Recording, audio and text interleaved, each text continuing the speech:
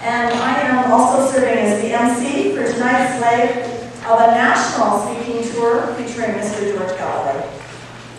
Now, when I look into a crowd of people of this size, so many from the greater Edmonton region, I'm especially pleased to be here because a central mission we hold at the University of Alberta as a public institution is connecting different communities, and certainly those in the Edmonton area. And that's why so many events held at the University of Alberta are open to the public. Now, I hear sometimes that if you don't work at the university or you don't study, it's a bit daunting to come out for a talk at the university because it's large and because the buildings are really confusing. And the reality is, I'm here to tell you, I've been teaching here for 14 years, and I still don't know where all the buildings are. And if it's any consolation to any of you that were unsure where on earth the Centennial Center for Interdisciplinary Science building was, I want you to know that until tonight, I had no idea where it was located. And it's even worse than that. It turned out to be only about 200 yards from where I work every day. I have to say in my defense that this is a brand new building, and I was, of course, completely aware that there was construction going on here for the last few years. So everyone in this audience is going to enjoy the pleasure of a brand new building, and it's going to have quite a memorable evening in the Edmonton stop of the national tour entitled Free Palestine, Free Afghanistan, Free Speech. So I think this evening we will for sure be hearing a lot about Palestine and the Israel-Palestine conflict zone, as well as Afghanistan and the ongoing war. I want to say something, however, about free speech because it allows me to also say something about the University of Alberta as a community. Now, free speech is really centrally related to a value that guides us at the University of Alberta, and that is academic freedom. As a professor, when I walk into a classroom, my working assumption is that students will likely hold diverse views, and also that they are encouraged to judge their professors through teaching evaluations and the like on their exposure to a variety of different viewpoints, including those that may not be held by the professor. And as a researcher, my working assumption is that inquiry and knowledge building in all areas of the human as well as natural sciences depend on the ability to raise new questions, and sometimes in the course that means challenging the prevailing views of those that hold power.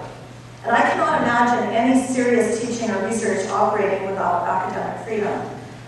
Likewise, the General Faculty's Council policy, which governs conduct at the University of Alberta, makes it clear that the university is devoted in major part to debate, difference of opinion, criticism, and the careful public weighing of ideas and actions.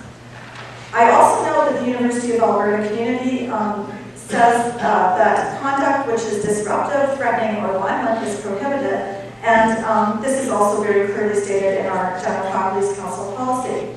Now, in major contrast to the value placed on open inquiry at the University of Alberta, which I hold so near and dear as a professor, I was rather struck by a speech just given this past week in Ottawa by Alex Nev. Now, Alex Nev is the Secretary General of the Canadian branch of Amnesty International.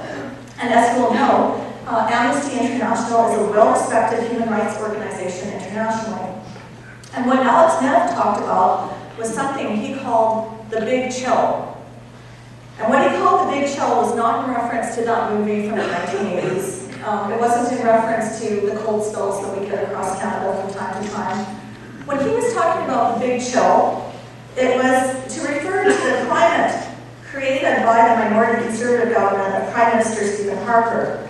And what Alex Nev suggested was that there was a shrinking space in Canada for advocacy and dissent amongst Canadian groups and organizations that raise questions that are critical of the current government's policies.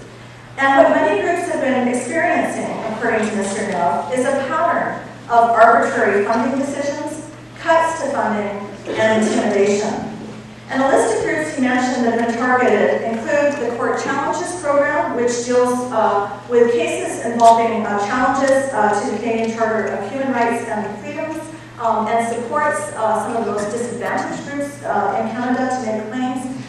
Groups targeted include the Aboriginal Healing Foundation, Status of Women in Canada, which historically was so central to providing a voice for Canadian women, the Canadian International Development Agency, as well as the Canadian Arab Federation, which is the national organization representing Canadians of Arab origin and has been very central in the evolving nature of multiculturalism in Canada since it was founded in 1967.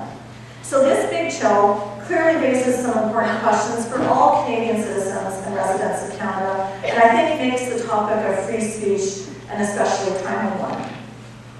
Now, as you will know, tonight's events have had a number of national and local sponsors who are committed to peace, to human rights, and to anti-racism, which means opposition to all forms of racism, including anti-Semitism or anti-Jewish racism, as well as Islamophobia or anti-Muslim racism.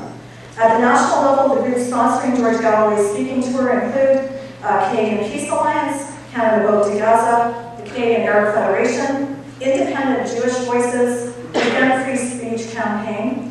And here in Edmonton, the groups that have organized this evening's events include the Edmonton Coalition Against War and Racism, Canadians for Peace and Justice in the Middle East, the Palestine Solidarity Network, the Canada-Palestine Cultural Association, and as well the United Food and Commercial Workers Local, one of Canada's largest and most respected unions.